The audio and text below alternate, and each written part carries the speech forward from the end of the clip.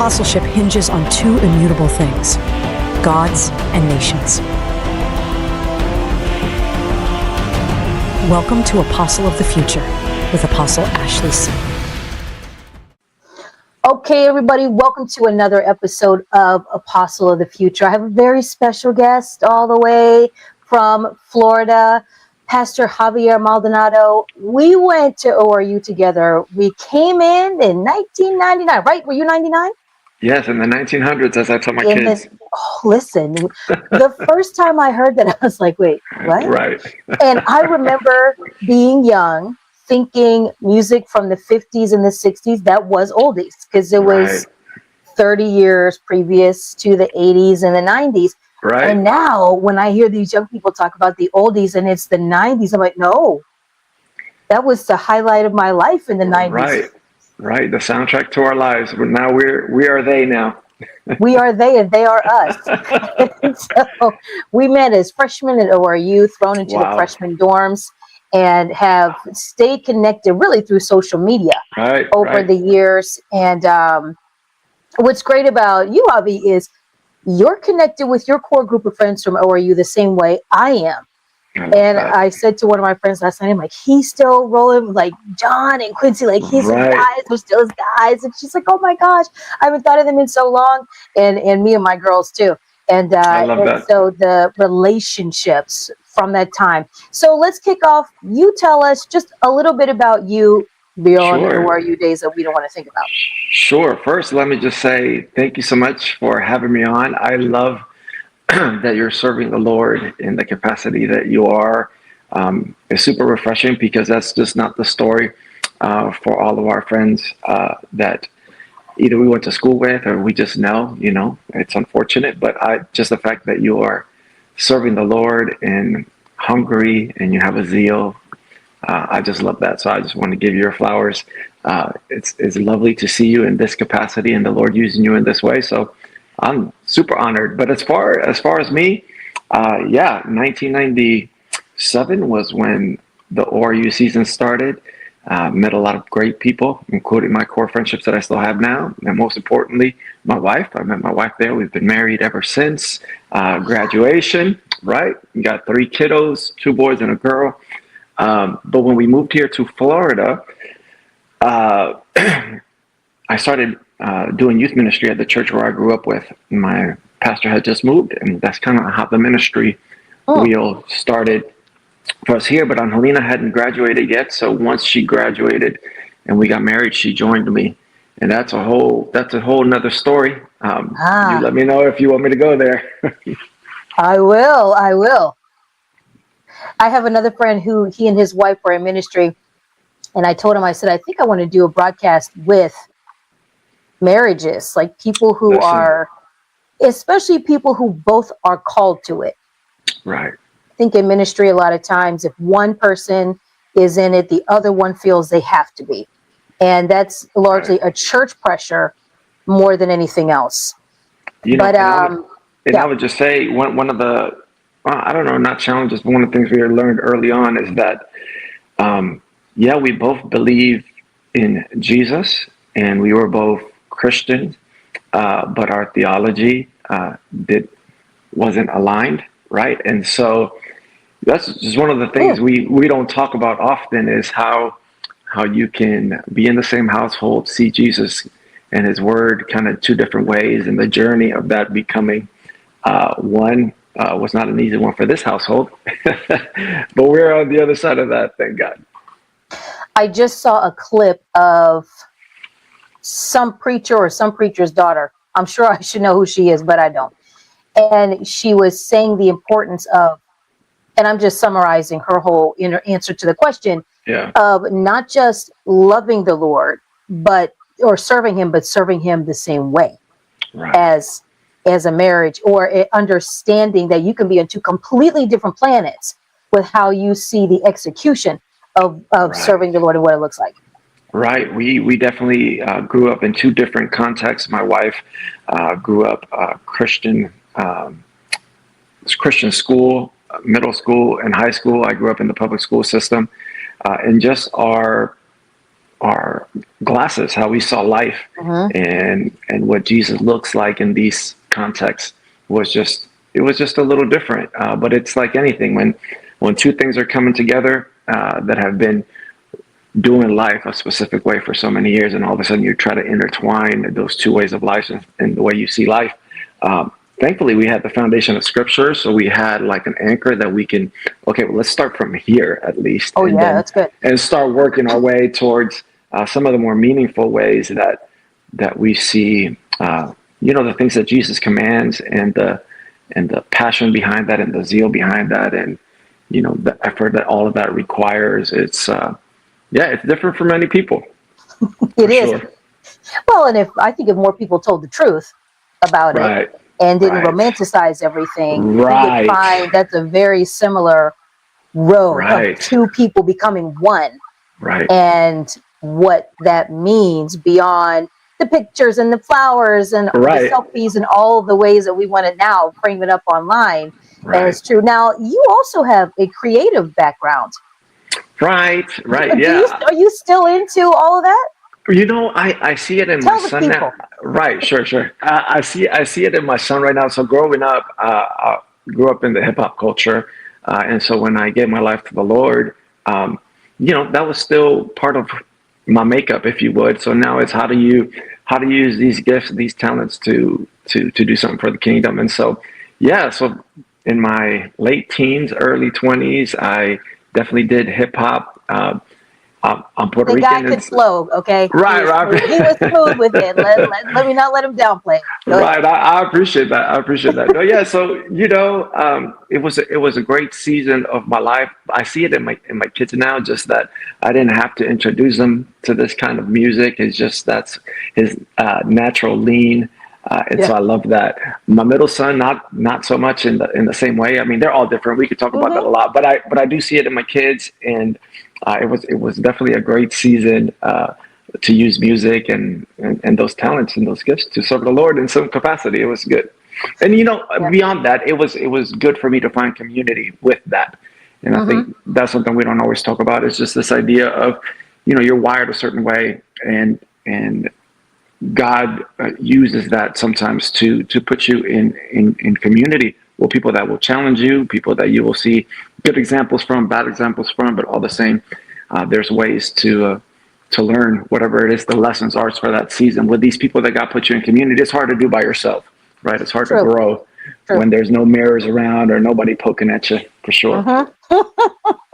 Iron sharpening iron a little bit.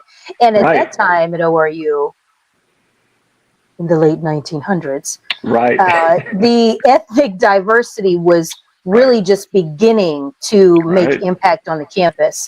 And so there was the whole group of young hip hop rappers, the Friday night whatevers outside, and everything that was going on. And actually to see where some of that talent has gone, even in the secular arena. Ryan Tedder was there when we were there for a hot second, and all kinds of other things that were going on. And then to see how life plays out and where that slots and falls into. I could tell that your wisdom had definitely reached a seasoning and a maturity by this post that you put up on your social media on Facebook, September of last year. Okay. And I was like, that's interesting. And you know how you kind of let things cook around for a little bit. And so you said the picture is you preaching or have a mic in your hand, I assume preaching. And it says manipulated and discipled. I'm going to read a piece of this. I encourage all of you to follow Pastor Javier. His information is here on the screen, where you can find him on social media, what city he lives in, his ministry name, and everything like that. He says, you are being manipulated and discipled. However you consume your media, there's an algorithm behind it. Instagram, YouTube, Facebook, TikTok, you name it. And those algorithms are not neutral. They don't just entertain you, they disciple you. I want to send everybody to his social media to read the meat of what he said. Jumping down, you say, that's why God calls us to be discipled by his word and not by an algorithm. God didn't design us to be shaped by a feed. He designed us to be formed in community. Real people, face to face, people who push back, who ask hard questions, who tell you the truth you don't want to hear. That's where growth happens. James 1:19 says, be quick to hear, slow to speak. Hebrews 10:24 and 25 tells us not to give up meeting together, but to encourage one another. Now, he made a point in this post of saying, which is so true, when we grew up, you put your mouth out there, you want to get popped in the head. Right. Challenged, like draw down in the street. What did you say? What did you say to me? What? Right. If it got back to somebody that you were talking, if you were two-faced and backstabbing and everything, you had to give an account, and it was possibly going to hurt. Right. And now with social media, you can rant and rage and rail and be all over the place and hide behind the screen. Right. And the question he challenged in that post was, if somebody was standing in front of you, would you say it to their face? Right. Or say it like that. Right. Or say it like that. Or say it like that. Because I'm all for dialogue and for ideas to be shared.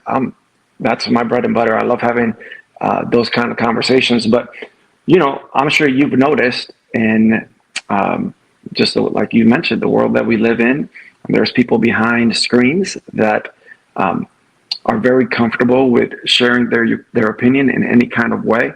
And unfortunately, that opinion is being given to them, whether they realize it or not, and they're being shaped by their feed. And you know this, you look up, I don't know, a cooking recipe of some sort, and then the next thing you know, your feed just gives you all the cooking right. Or you talk about something you want to purchase, and then you get those right. And so similarly is with all the things that we hold dear, and all the things that we don't know much about, and all the things that are popular. Once you start taking some dives and scrolling, your algorithm catches up to your point of view, what you want to hear, what you spend more time listening to, what you share. And the next thing you know, when you look at your feed, it's just all people echoing your same opinion, to the point where nothing else comes in. And so when somebody has a different opinion, you find it kind of crazy that somebody could think like that. And it is simply because they're just looking at the world from a different vantage point. And you have been discipled in those moments by just your feed. And it's super unfortunate, and it causes just a lot of back and forth between believers. I try not to engage in the back and forth. Actually, I don't engage in back and forth. If anybody ever posts something negative or a question, I always take it to the DMs, because I don't want to have those back and forth in front of everybody. I think there's just some wisdom there that early on I didn't have. And so, I want to answer as many questions as I can. I don't mind having conversations because, one of Quincy that, he always says, we're in the search for truth, no matter where it comes from, because truth is truth. So I don't have to be scared. I don't have to be scared of seeking truth. We've found our truth in Scripture. After the long search and the journeys of life, we found that God's word is true. So that's my paradigm. Those are my glasses. And so I'm being discipled by that and the community that God has placed in my life, not just simply by the media that I consume. And for many young people, that's just all that they have. They have sound bites, they have moments, they have things that sound catchy. And so when you reshare that, you are sharing an opinion that others don't hold. And, people have a way of feeling the type of way. But I think we would be, let me just digress. I think we would all be in a better place if we looked at the things that we're going to share and the media that you're consuming and the position somebody else might have, and just ask the question before you post. I mean, I don't know if you know this about me, but I'm also a middle school dean. And so I work at a public school. I'm around middle schoolers. I'm in charge of discipline. So we talk a lot about posting and sharing and making sure that it's helpful and beneficial. And sometimes adults need the same kind of conversation. It's like, okay. Oh, they need more. Right. You're going to land, this is going to land somewhere with someone, and you just need to put some grace on it. That's all we're saying. We're not saying don't share truth, but share truth and love. And love doesn't always mean, oh, baby, everything's going to be okay. Love can be tough love and direct love. And I think telling somebody the truth Yes. is love. But there's a way to frame it. Yes. I tell my wife all the time, most of our arguments in marriage have been over presenting each other ideas a type of way. So I'm like, we could share anything with each other, but how we present that matters. And I just don't think, in the age of let's keep it 100 or let's keep it real all the time, and you just want to say things recklessly, it's just because you haven't been around people whose words hit, right? And so when you realize that your words are hitting, then I don't know, compassion creeps in, I hope. One would hope. Unless your goal is to knock somebody clean out. Right. It's when I did my first youth conference about 5 years ago, I landed on, identity is your key to destiny is a mantra in our whole ministry. Right. And I tied that to the internet, apps. At that time, TikTok was The thing. exploding and all of that stuff, and did the research and the history, played all kinds of videos, had some experts come in to address it, of the gambling algorithms. The same psychology used in casinos is what's used behind social media. Right. And went through how manipulative it is on the planning board. Right. How, because nobody is out here. Initially, when we were younger and Facebook was rolling out, it was a college platform. Right. It was for college kids to kind of stay connected. Nothing close to what it is now. Not saying that wasn't always the plan. Sure. And so the intentional manipulation, and TikTok being the worst one because of what you have to do to keep it moving and stay engaged, and you have to totally blank out everything around you in order to be zoned in and make these comments and do this and have the hearts fly and the flowers fly and all this kind of stuff. My mind is like, what? This is when I do know how old I am. I just want to post something and walk away. Right. I don't want to stay engaged with this app. I just want to dump and go. And how we humans don't realize how easily a thought is shaped. Right. How quickly, and when you think about the scriptures of being transformed by the renewing of your mind, what you're meditating on, what your eyes are seeing, what your ears are hearing. I think a lot of times we go to the deep end of sin. Well, if I'm not watching this or if I'm not listening to that, then I'm okay. And not that you are easily programmed and manipulated now to where it was the gossip rumor mill. Right. Whispering around school. Remember when we had to actually pass notes? Right. Write it down? Right. Or actually had to talk to somebody if we wanted to understand something. Sure. It's like you had to be in the same room. You had to wait to go home to see if you had a voicemail or excuse me, a message on the answering machine. Right. And then we evolved into voicemail. And then we used to know everybody's phone number because there was no caller ID, and there certainly wasn't speed dial. Right. The ruination of memory. And all of these ways that technology can make us feel like we're smarter when actually we're more codependent. Right. I remember Tim Elmore sharing a principle, and I'm likely going to misquote him, but is this idea of you have to be able to explain why an old virtue is worth sharing still, right? So when we think about our lives, there's so many principles that we can pull from because of the season and time where we grew up. But a younger person will ask the question, well, why is that important? And if we can't articulate why it's important, then it doesn't serve the next generation, right? So something as simple as getting people in a room and having face-to-face conversations, right? This idea of biblical community. We have to be able to express and be able to articulate why that's important. Yes. And if we can't, then the next generation will see it as unimportant. So our church is real heavy on the community piece because we just believe we serve as each other's mirrors, right? The things that I can't see in myself, perhaps, it is very easy for somebody else to see in me. I tell people all the time, if you need help with your budget, I'm your guy. I'm your guy because I'm not attached to your nails. I'm not attached to your, you know what I'm saying? The things Don't mess with my nails, man, okay? Why you starting with the nails, the hair, and the lashes? But your point is. All of those. Yes, exactly. So I'm not attached to any of those emotionally. So like, I don't need them, obviously, right? I don't need them. So for me, it's easy to go through your budget and X out the things that aren't important because I'm not emotionally attached.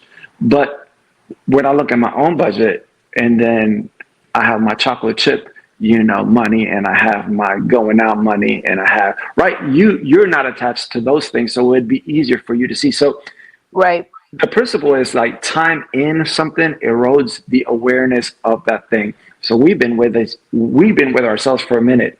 And so we don't see our flaws. We don't see the areas that those are hard to see in the mirror.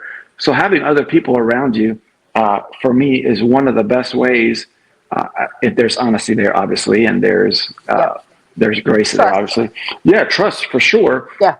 But just being around people and seeing another way of doing it, it's a great start because we are, like we said earlier, in our little echo chambers, where everybody agrees with us, where our point of view is the right point of view, where our interpretation of Scripture is the right interpretation of Scripture. And so anything outside of that for people is error, and they feel a type of way because it's personal. And so if on the other side of you, you have somebody that loves you, that cares for you, that wants the best for you, and you're able to have those conversations, then for me, that's a win. That's a posture in the right direction. You're facing the right direction. You're having difficult conversations with people. And I think for me, it's a good starting place for that awareness, self-awareness that we desperately need. Sure. Accountability is true. Largely, it is based on trust. The person you trust to tell you the truth and to tell you how God sees a situation. Maybe you don't see things this way. Someone who is willing to face off with you. Right. In order to bring you to the truth, even if you don't see it initially. Is a real gift. And I tell people, don't ask God for a true friend if you're not willing to yield to what that means. Because a lot of people want friends to fill gaps and holes and hang out with and whatnot. Although I probably wouldn't tell you to not get your chocolate chips because I appreciate that. that's necessary too. That's not that much, we might modify when we buy them, but fair. It still will be. Now you have this other post as well. This was just about a week ago. Well, we're recording this at the end of June. This will go up probably the middle of July is when this will broadcast. But you said one of the hardest lessons I've learned as a leader is that sometimes the people closest to you can become the people who hear you the least. Right. At first, people value your insight, seek your counsel, and trust your leadership. But over time, as relationships grow and familiarity increases, something subtle can happen. They start seeing you more clearly as a person. And that's not always a bad thing. Healthy leadership requires authenticity. People should know that leaders are human, imperfect, and in need of grace, just as everyone else. But sometimes familiarity crosses a line. That same voice that once carried weight becomes ordinary. The same counsel that was once valued becomes optional. The same correction that was once received becomes easy to dismiss. I'm going to pause there. What things have you walked through as a leader? I'm going to ask this. What are the signs to you when you realize that your word is carrying less weight with somebody in the leadership application. We're not talking about control and manipulation and all those types of things, like I'm the only one who can say something to you. Right. But when are the signs, or what are the signs where you begin to realize, I think this thing is taking a turn? Yeah. I think the first thing I would say, Ashley, is that there's obviously different kinds of relationships, right? So I'm not talking about necessarily, well, yeah, I am. So when I think initially of, when I was thinking initially of this topic, I was thinking obviously of my kids is the closest relationships to me. And so one of the things that I've noticed as my children get older, is that dad becomes older, and if dad is older, then he obviously must not know what's happening now. Out of touch. Right. And so that's the easiest place for me to see it. It's at home. That's why I always say it's important to have other people in your kids' life that share your values and share your view of the Lord, so that they can reinforce those, and it's not your voice, because they will listen to anybody else, right? And so if those voices are echoing your heart, then it's cool. It doesn't have to come from you. It's coming from the body, which is good, right?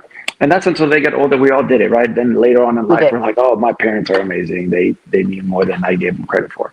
But that doesn't happen for a while. So that's the first place that I saw it. And then my church experience, I grew up in a Spanish Pentecostal / charismatic. That's where I come from. It's very old school in leadership structures. And what I mean by that, my pastor told me early on, he would say stuff like, don't invite people to your house. I said, what do you mean don't invite people to my house? Like, you know what I'm saying? I felt like that's counter what I want to do. I'm trying to build kingdom. I'm trying to build relationships. I'm trying to build, right? So how do you not invite people? But I don't think I ever got it, right? And I don't know if what he was trying to say was what I interpreted. But I think there is a lesson there, because I think what he was trying to teach me was, this is one of the ways familiarity happens. Yes, you grow accustomed to somebody. You're in their space. You're in their house. You're in their circle. And all of a sudden, the longer somebody spends with you, unfortunately, there's not diminishing returns, because they see the humanity in you. And I know you could talk about this all day, about the office versus the man, and the man versus or woman versus the office. But that's kind of where I saw it first. My pastor at the time just said, if you're going to do ministry, don't have people over your house. Now, I don't agree with that, but I understand where he was coming from. With that. And so, as you spend more and more time with people that you lead, they're going to eventually see the humanity in you, which is not a bad thing. There has to be authenticity, because the last thing I want is for the people that know me closely, if I'm preaching on a Sunday, be looking at me like this. Yeah. Like they know that what I'm saying is not aligned with how I live. That's the last thing I want. You know, it's like when I was a PE teacher, I always said, I don't want to be a fat PE teacher, right? Because for me, those things go, you know what I mean? Yes. And then so similarly, like, I have my children in the audience listening to me speak. And the last thing that I want is for them to have to wrestle with, daddy is a different daddy on Sundays, right? Daddy's a different daddy on Sundays than he is at home. And so we've had to navigate that, because I lose my cookie sometimes. You know what I mean? I have moments of humanity like everybody else. We all have pressure. So they get to see behind that. And so having those conversations with them about asking for forgiveness, admitting when you're wrong, the Lord is still at work with us, and modeling those things, give them an opportunity that when they see me on Sunday, and they know that just Saturday, Mom and I were arguing, and they heard all of that. But then we got to talk about it, and we found a landing place. I think that's healthy. Yeah. But what I don't want is for them to see this unreconciled duality on a Sunday, perhaps, or whenever I'm teaching and they're there.